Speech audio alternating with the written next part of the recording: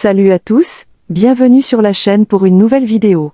Comme vous pouvez voir dans le titre, on va parler d'un sujet assez particulier, et chaque personne peut en avoir sa propre avis à propos, cela ne peut déranger en aucun cas une autre dont son avis est différent du tien. Sans plus tarder, on commence. L'apôtre Jean a dit, « Car personne ne peut faire des signes miraculeux, comme tu en fais si Dieu n'est pas avec lui. » Ce vers, bien évidemment, fait référence à Dieu. Cela signifie que Satan a été créé par Dieu, tout comme tous les autres êtres humains sur cette terre. Ce serait, d'après Jean, le seul moyen pour toute personne et toute chose d'exister. Dieu a créé Satan et Jésus, et ainsi, nous pouvons dire qu'ils sont frères. Mais de ce même façon, nous serions tous frères et sœurs, puisque nous sommes tous les enfants de Dieu. Si nous sommes tous les enfants de Dieu, alors nous sommes les frères et sœurs de tous les autres enfants de Dieu. Il n'est pas pire pour Jésus d'être le frère de Satan, qu'il n'est pour chacun d'entre nous d'être le frère ou la sœur de terribles personnes ayant vécu sur cette terre. De façon à bien comprendre cela, différents points doivent être étudiés. D'abord, qui est Satan? Comment est-il devenu ce qu'il est aujourd'hui? La Bible ne dévoile qu'une petite partie de son histoire. D'après Ésaïe, dans la Bible, nous apprenons que Satan a d'abord vécu au paradis, mais qu'il en est tombé. Les croyances mormones offrent des informations supplémentaires à ce sujet. Bien avant notre naissance, nous avons tous vécu au paradis aux côtés de Dieu, qui est le créateur des esprits. Bien que nous n'ayons pas encore de corps, nous possédions déjà nos propres personnalités. Là-bas nous avons appris, nous avons développé nos talents et centres d'intérêt, et nous avons commencé à devenir les personnes que nous sommes aujourd'hui.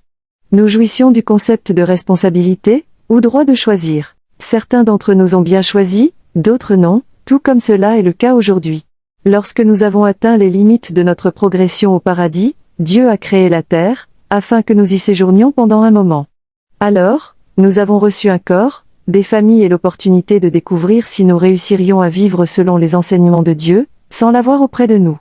Son plan, qu'il nous a présenté, indiquait que nous commettrions des erreurs, c'est pourquoi il nous enverrait un Rédempteur, qui se porterait volontaire pour sacrifier sa vie de pureté afin d'expier tous nos péchés.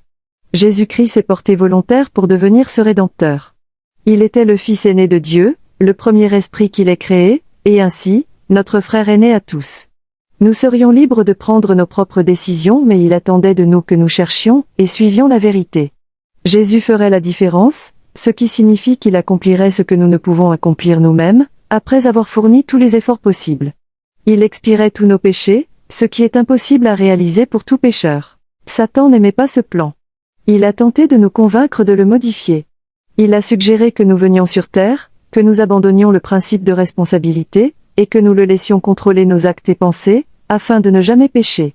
En retour, pourtant, il s'attendait à être exalté devant Dieu, comme Ésaïe l'a dit. Au contraire, Jésus voulait que Dieu conserve toute la gloire, ce qui ferait de la terre un endroit dépourvu d'apprentissage essentiel.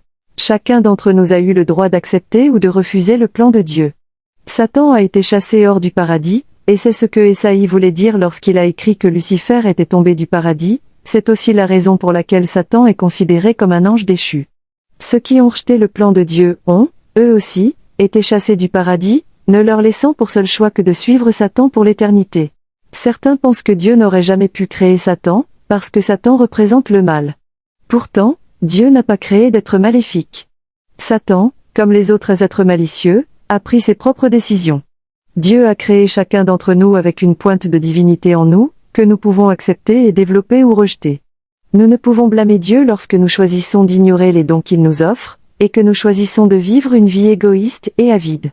Au final, c'est cela qui a précipité la chute de Satan.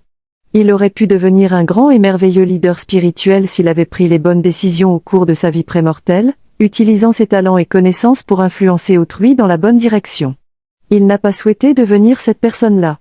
Il voulait toute la gloire et tout l'honneur pour lui seul, il souhaitait être exalté devant Dieu.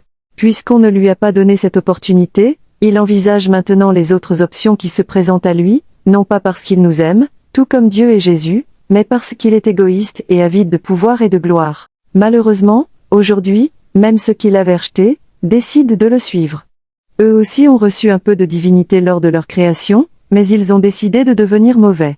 Nous pouvons dire, d'après les quelques textes saints que nous possédons, que Dieu doit avoir créé Satan, ou alors Jean avait tort, mais Jean nous enseigne les vérités de Dieu, ainsi il ne peut se tromper. Nous savons, grâce à Ésaïe, que Satan a vécu un moment au paradis. Ces deux informations impliquent que Jésus et Satan sont des frères d'esprit, puisque Dieu est le créateur de tous les esprits. Ainsi, nous aussi sommes leurs frères et sœurs esprits, pour les mêmes raisons. Il est important, alors que nous progressons dans nos vies humaines, de choisir de suivre notre frère aîné, Jésus et non pas Satan.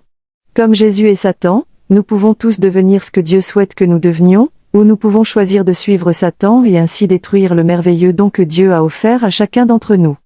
On vous a bien expliqué le sujet, c'est à vous maintenant de nous dire votre position puisque chacun a son libre arbitre et sa façon de penser.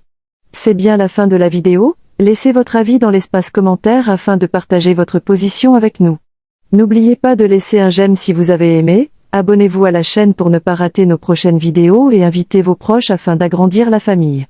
Merci de l'avoir regardé, on se retrouve bientôt pour une nouvelle vidéo.